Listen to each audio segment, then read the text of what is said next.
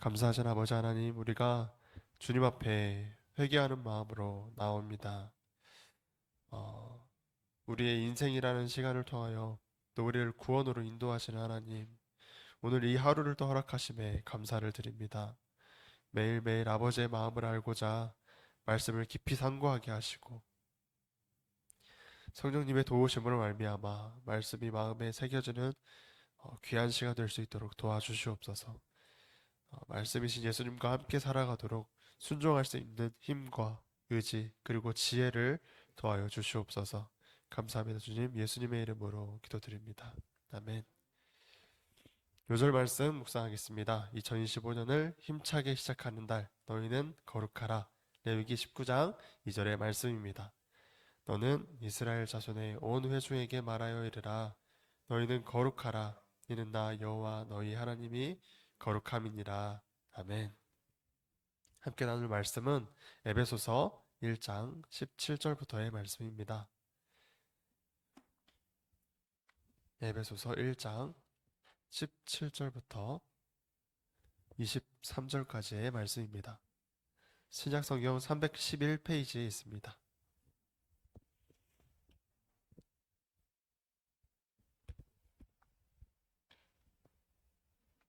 에베소서 1장 17절부터 17절부터 23절까지 말씀입니다. 제가 먼저 읽고 함께 교독하도록 하겠습니다. 우리 주 예수 그리스도의 하나님 영광의 아버지께서 지혜와 계시의 영을 너희에게 주사 하나님을 알게 하시고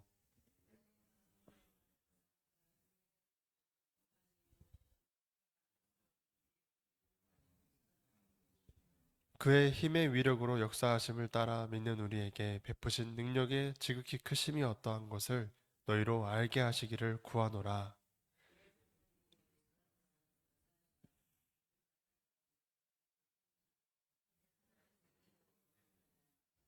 모든 통치와 권세와 능력과 주권과 이 세상뿐 아니라 오는 세상에 일컫는 모든 이름 위에 뛰어나게 하시고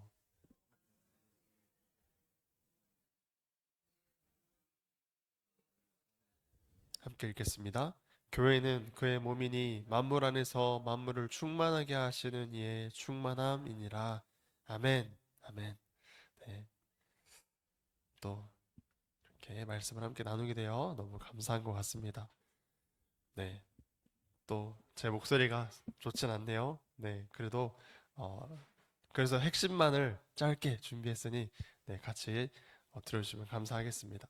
오늘 본문의 말씀은 교회를 향한 바울의 절절한 기도입니다. 우린 형식적으로 하나님을 알고자 하는 게 아닙니다.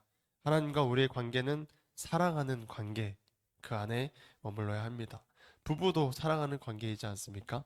또 부부간에도 지켜야 할 사랑의 율법들이 있을 것입니다. 뭐 예를 들면 사랑하니까 화를 좀 내지 않는 것, 그리고 사랑하니까 밥을 해주는 것, 사랑하니까 아플 때 돌봐주는 것, 더 나아가 사랑하니까 어, 바람 피울 어떤 그런 건덕지조차 있지 않도록 이성을 만날 때 거리를 두고 만나는 것 등등 누군가 시키지 않았지만 마땅히 지켜야 할 사랑의 율법들이 있는 것입니다.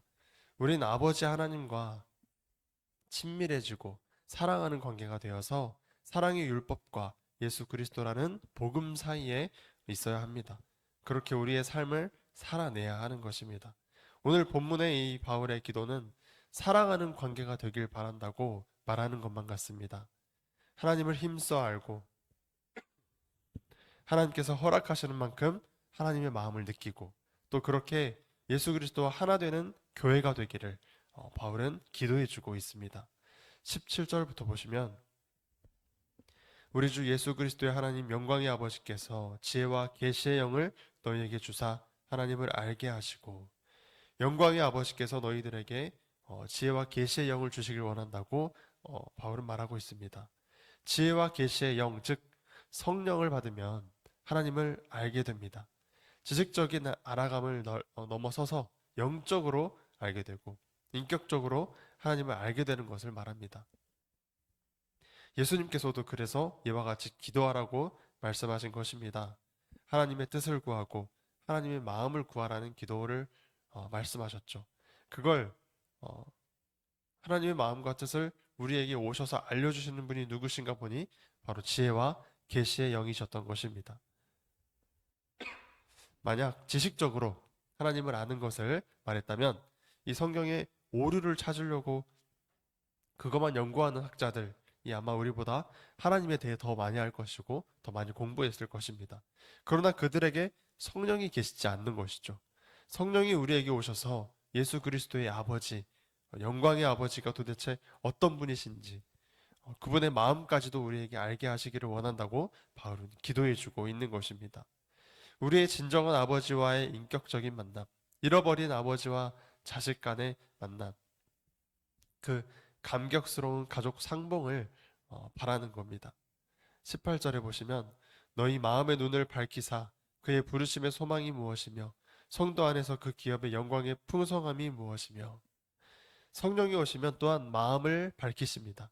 하나님의 마음을 아는 것이야말로 우리 사람의 흑암 같은 마음을 밝히는 것입니다. 이를 로마서 2장 29절에서는 마음의 할례라고 표현을 했습니다. 제가 그 부분만 짧게 읽어드리면 오직 이면적 유대인이 유대인이며 할례는 마음에 할지니 영에 있고 이렇게 말합니다. 할례는 마음에 하는 겁니다. 다시 태어나는 것이죠. 영적으로 우리가 죽고 다시 예수 그리스도와 함께 부활하는 것이 진정한 할례인 것입니다. 우리의 흑암과도 같았던 마음의 눈을 밝히사 정녕 알게 하시는 것은 하나님의 부르심의 소망이 무엇인가? 성도 안에서 하나님 나라를 상속받았다는 것이 도대체 그 기업의 영광의 풍성함이 무엇인지를 알게 하시겠다는 것입니다. 이런 것들이 우리에게 소망이 되어서 다가오면 어떨 것 같으신가요? 하나님께서 말씀하시는 복은 우리의 생각과 상상을 초월하는 복입니다. 당장 눈앞에 복을 잡으려다가 하나님께서 주시고자 하는 복을 놓치지 않게 되기를 바랍니다. 나를 부르신 하나님의 뜻과 나에게 주실 하나님의 나라와 그 나라를 상속받아 영원토록 왕노릇하리라는 이 복을 성경을 통하여 발견하게 되시길 바랍니다. 이어서 19절입니다. 그의 힘의 위력으로 역사하심을 따라 믿는 우리에게 베푸신 능력의 지극히 크심이 어떠한 것을 너희로 알게 하시기를 구하노라. 하나님의 힘의 위력으로 만물을 돌보시고 또 만물 가운데 역사하시며 오늘날 우리가 대한민국에 태어나게 하신 것과 또 2025년을 살아가게 하신 것과 하나님의 때에 하나님을 믿게 하신 것까지도 얼마나 그 능력이 지극히 크신지 성경에 다 나와 있습니다. 구원을 예비하시고 그 구원을 베푸시는 하나님의 지극히 크신 능력, 그것이 어떠한 것인지를 성령님께서 우리에게 성경을 통하여 알게 해 주시기를 원합니다. 겸손한 마음으로 성경을 깊이 우리가 읽게 되길 바랍니다. 이어서 20절입니다. 그의 능력이 그리스도 안에서 역사하사 죽은 자들 가운데서 다시 살리시고 하늘에서 자기의 오른편에 앉히사. 하나님의 능력이 그리스도 안에서 역사했습니다. 그 역사가 무엇인가 보니 죽은 자들 가운데서 다시 살리신 능력입니다. 죽음을 이기는 능력이죠. 로마서 6장에서는 우리도 예수님과 함께 죄에 대하여 십자가에 죽은 자들이라 말합니다. 그리고 우리를 다시 살리신다. 이전과 같아서는 안 된다. 새 사람이 된 것이고 새 피조물이 된 것이다 라고 말합니다. 우리가 죽을 때 살리시는 능력이 아버지께 있으십니다.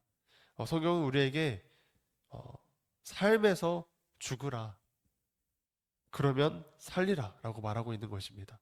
삶에서 예수 그리스도와 함께 죽으면 그럼 우리를 살리시는 것이 바로 하나님의 능력이라는 것이죠. 십자가의 길을 따르는 것은 이런 길인 것입니다. 이어서 21절입니다. 모든 통치와 권세와 능력과 주권과 이 세상뿐 아니라 오는 세상에 일컫는 모든 이름 위에 뛰어나게 하시고 예수님께서 모든 통치와 권세와 능력과 주권을 주시고 이 세상뿐 아니라 앞으로 완성될 하나님의 나라에서도 모든 이름 위에 뛰어난 이름 예수, 그게 그 예수가 되게 하신 분이 하나님이십니다.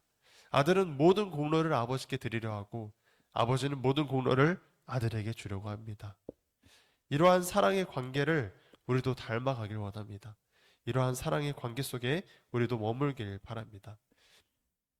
하나님께서 그 아들에게 주권과 또 심판권도 주십니다. 그리하여 심판하는 권세를 가지셨으니 22절을 보시면 또 만물을 그의 발 아래에 복종하게 하시고 그를 만물 위에 교회의 머리로 삼으셨느니라.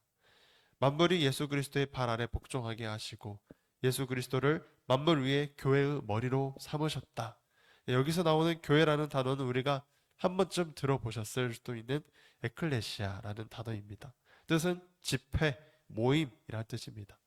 예수 그리스도는 교회 건물의 머리가 되시는 것이 아니라 예수를 진실되게 믿는 사람들의 머리가 되시는 것입니다. 23절의 말씀도 보시면 교회는 그의 몸이니 만물 안에서 만물을 충만하게 하시는 이의 충만함이니라. 교회라고 하는 이 집회는 예수 그리스도를 진정으로 믿는 사람들의 모임이고 또 이 사람들은 예수님과 같이 있기만 해도 풍성하고 충만한 자들입니다. 예수 그리스도께서 이런 사람들의 머리가 되시고 우린 그런 예수님의 몸이 되어지는 것이죠. 네, 말씀을 정리하겠습니다. 교회를 향한 바울의 절절한 기도입니다. 이 기도를 쭉 묵상해 보시면 우리가 어떻게 중보 기도를 해야 하는가도 많이 발견할 수 있습니다. 사랑의 관계 안으로, 인격적인 관계 안으로 하나님과 어떤 직접적인 관계 안으로 우리가 이어져야 합니다. 그리고 그렇게 되는 것이 바로 성령님께서 도와주시고 그렇게 하시는 일입니다. 하나님께서 허락하셔야 성령님께서 우리로 하여금 하나님 마음을 알게 하시는 것입니다. 지혜와 계시의 영이 오셔서 우리의 눈을 밝히시고 하나님의 마음을 알게 하시고 우리로 하여금 그 부르신 목적대로 살게 하시는 삶을 우리에게 말해주고자 하는 것입니다. 더 이해를 도와드리자면 하나님의 마음은 예수 그리스도 그 자체입니다. 그분이 보여주신 사랑, 섬김, 겸손, 십자가를 통해 그 본인은 죽으시고 다른 사람들을 살리는 삶, 그리고 그 뒤에 지극히 높은 보좌에 앉혀주실 복까지. 사랑이 제일이라는 말씀 우리는 성경 속에서 자주 들었지만 그게 아직 안 믿어지니까 사랑을 못하겠고 용서도 못하겠고 손해보는 것만 같은 거지 않습니까? 이걸 성령님께서 사랑이 제일이라는 것을 믿어지게 하시면 사랑 빼고는 아무것도 아닌 것을 우리가 알게 될 것입니다. 성경의 핵심이 바로 사랑인 것입니다. 우리가 하나님의 통치 아래에서 예수 그리스도를 본받아 또 성령님의 도우심을 따라 사랑하고 용서하며 살아가게 되기를 바랍니다. 기도하겠습니다. 거룩하신 아버지, 우리가 주님을 두려워하며 또 유일한 심판자이신 예수 그리스도 앞에 엎드리길 원합니다. 우리가 아버지의 말씀조차 우리 마음대로 순종할 수 없는 죄인임을 기억하여 주시옵소서. 겸손히 주의 말씀을 순종하고자 하는 자들에게 오늘도 말씀에 순종할 새 힘을 허락하시고 아직 주의 말씀이 들려오지 않는 이들에게 아버지의 은혜의 풍성함을 나타내 주시옵소서. 그리하여 아버지께서 여호와의 열심히 일을 이루시리라 말씀하셨듯이 우리의 인생 가운데 우리를 구원하시기를 아버지의 열심으로 이루어 주시옵소서. 우리의 성전 되시고 우리의 머리가 되시는 예수 그리스도의 이름으로 기도드립니다. 아멘. 주기도문으로 예배를 마치도록 하겠습니다.